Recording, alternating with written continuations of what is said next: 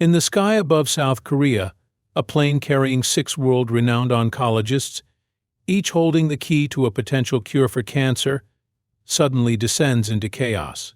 What was supposed to be a routine flight to a prestigious medical conference turns into a deadly freefall, sparking a terrifying question: was this just an unfortunate accident, or was it something far more sinister?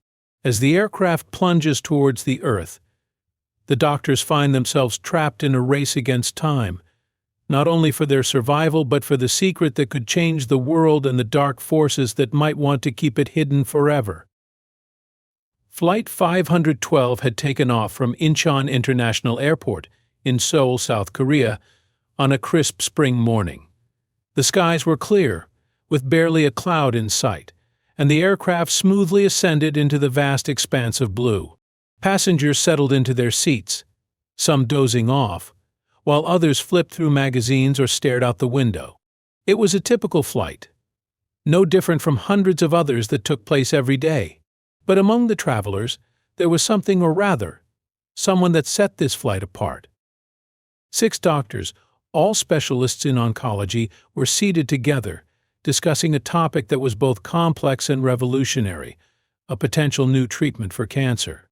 These 6 had dedicated their lives to the study of cancer, and now they were headed to a prestigious medical conference in the United States, where they were scheduled to present their findings. To the outside world, they were just passengers on a plane. To the world of medicine, however, they held the future of cancer treatment in their hands. The conversation between the doctors was lively and focused. They spoke of trials, research data, and the possibility of a breakthrough, a treatment that could change the course of cancer treatment forever. Despite the weight of their discussion, they were calm, confident in their work, and eager to share their knowledge with their peers. But unbeknownst to the doctors, there was a growing sense of unease in the air, one that would soon sweep through the entire plane. As the plane cruised at cruising altitude, the flight attendants moved through the aisles, offering snacks and drinks to passengers. It was an ordinary flight in every sense, but that calm would not last. The first sign that something was wrong came suddenly. The plane gave a slight jolt, enough to make the passengers look up in surprise. It was brief, almost imperceptible, but it left a lingering discomfort in the air. The seatbelt sign flashed on for a moment, and the captain's voice came over the intercom. "Ladies and gentlemen, we're experiencing a little turbulence. Please fasten your seatbelts, and we'll be through it shortly." The reassurance of the captain did little to ease the discomfort that had settled over the passengers. The aircraft wobbled again, this time for longer, and a low hum began to emanate from the plane. It was as if something was not quite right. The oncology doctors exchanged brief glances, their eyes narrowing as they considered the possibility of mechanical issues. Yet they remained silent, unwilling to alarm anyone. For a few minutes the turbulence subsided, and the plane seemed to regain its stability. Passengers resumed their previous activities, and the flight attendants moved down the aisle once more, offering a semblance of normalcy. But the uneasy feeling lingered, especially among the 6 doctors. They couldn't explain it, but they felt that something was out of place. The subtle vibrations in the plane's structure, the strange way the engines hummed, it was as if the aircraft itself was warning them. Without discussing it openly, the doctors began to shift their attention to each other. Their minds raced through the possibilities. Could it be a simple mechanical failure? Or was there something more sinister happening? They didn't know, but as the turbulence resumed, growing stronger with each passing minute, their suspicions deepened. For all the calm that still pervaded the cabin, the 6 doctors were becoming increasingly aware of the larger question that was now on their minds. Was this truly just a minor disturbance, or was there something or someone behind the sudden turbulence? The weight of their suspicions began to grow heavier as the plane continued its journey, unaware that their thoughts were only a fraction of the danger that lay ahead. Just as the passengers were beginning to settle into a sense of calm, the turbulence hit again, this time with a ferocity that left no room for doubt. The plane suddenly dropped, sending a shockwave of panic through the cabin. It felt as though the very air had been sucked out from under them. Oxygen masks fell from the ceiling, and the disoriented cries of passengers filled the cabin. The once tranquil flight had transformed into a chaotic, terrifying ordeal. The oncology doctors, who had been quietly watching the events unfold, could no longer ignore the severity of the situation. The plane's descent was rapid, almost as if the aircraft had been pulled by an invisible hand. The jolt that followed felt unnatural, violent even. The doctors' professional minds instantly went into overdrive. The first rule of aviation emergencies was to stay calm, but they could sense that this was no ordinary turbulence. The captain's voice crackled over the intercom, but it was barely intelligible, the words distorted by the chaos that was unfolding. "We are difficulties trying to stabilize," his voice faltered, leaving behind a trail of uncertainty. There was no reassurance to be found in his words, only the raw terror that had crept into every passenger's mind. The aircraft, once a beacon of safety and comfort, now felt like a metal coffin hurtling through the sky. The oncology doctors, their hearts pounding, exchanged looks that said it all. They didn't need to speak to understand the gravity of the situation. Something was wrong, something far worse than a simple mechanical failure or turbulence. A deep sense of dread washed over them. They had seen enough in their careers to recognize the signs of a crisis. But this felt different. As the plane continued to lurch, they couldn't help but wonder if there was more to this than just a random accident. The turbulence seemed to intensify as the plane dropped lower, and the sound of the engine sputtering added to the growing tension. It was no longer a matter of comfort or inconvenience, it was a fight for survival. Passengers screamed, some clutching their seats, others praying. The chaos was all-consuming. The flight attendants were desperately trying to calm everyone, but it was clear that nothing could ease the mounting panic. In the midst of the chaos, the oncology doctors remained calm, but their minds were racing. The possibility that this was no mere accident began to take root. The timing of the turbulence, the strange mechanical sounds, the unexpected loss of control, something didn't add up. Could someone have deliberately caused this? The thought was horrifying.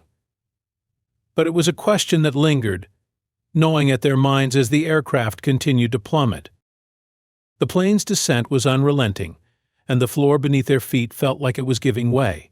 With each drop, the doctors exchanged silent looks, their minds filled with the horrifying realization that the situation might be far worse than any of them could have imagined. The only question that remained was, why? Why were they on this plane? And why, of all people, were 6 doctors, each of whom held the potential to cure cancer, on board? As the descent continued and the atmosphere grew more suffocating, one truth became undeniable. This was no longer just a flight facing mechanical failure. It had become a life-or-death struggle, and the doctors were no longer just witnesses to a crisis. They were now the unwitting participants in something much larger, something far more dangerous. The plane finally stabilized, but only for a moment. It was as if the aircraft had reached a temporary equilibrium, hovering on the edge of disaster. For a fleeting moment, everything seemed still. The screaming and panic subsided as the plane leveled off, though the fear in the eyes of the passengers remained palpable. The oncology doctors, however, felt a cold sense of dread wash over them. They knew that the calm was deceptive. It was not over. Then, the unthinkable happened. The plane's engines roared back to life with a sudden, powerful burst, sending a fresh wave of fear through the cabin. But the roar was not a normal sound. It was a mechanical noise unlike anything they had ever heard. The engine sputtered and stalled again, as if some invisible force were trying to seize control of the plane. The oncology doctors knew this was not a malfunction. This was something far more deliberate. As the plane began to shake once more, the turbulence more violent than before, the thought flashed through their minds, could this be intentional? Could someone have deliberately caused this chaos, knowing that the doctors on board were carrying with them the secret to curing cancer? The idea was too horrifying to consider, but the more they thought about it, the more it began to make sense. The doctors exchanged silent glances, each of them processing the same grim possibility. The world was not ready for a cure. And perhaps there were forces at play that had far more to gain from keeping it hidden. As the plane continued its perilous descent, the oncology doctors were no longer just passengers in a doomed flight. They had become unwilling witnesses to a deadly game being played with their lives. They had no answers, only suspicions that grew stronger with each passing moment. Was the crash truly an accident, or was this part of a larger, more dangerous conspiracy?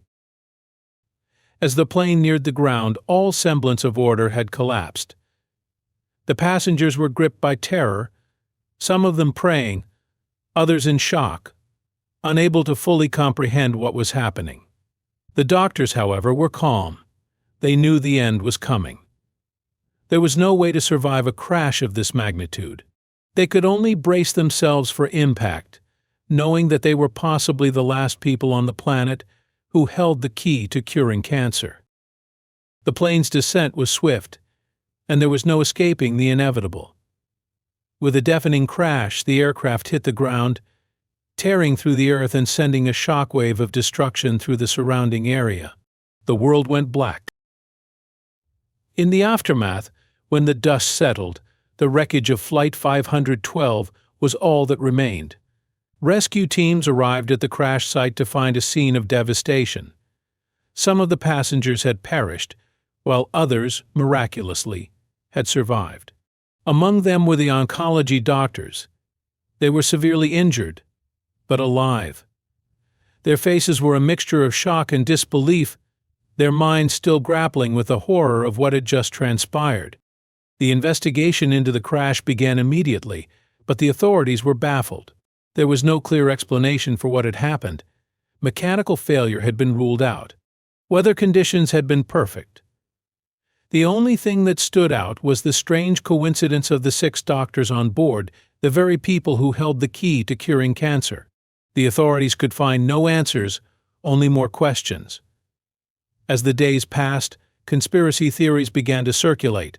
Some claimed that the crash was no accident, that it had been orchestrated by powerful figures who feared the revelation of the cancer cure. Others suggested that the crash was part of a larger plot to silence those who had the knowledge to change the world. The surviving oncology doctors, now recovering from their injuries, were silent. They knew the truth, but they couldn't prove it. They had been part of something far bigger than they had ever imagined, a web of secrecy and power that reached far beyond anything they could have imagined. But the most chilling part was the realization that the crash was not a random event. It had been planned. The people responsible had known exactly who was on that plane and what they carried with them. As the investigation continued to stall, the world moved on. The survivors returned to their lives, forever marked by the tragedy. And the cure for cancer, the thing that could have saved millions, remained locked away in the minds of those who had narrowly escaped death.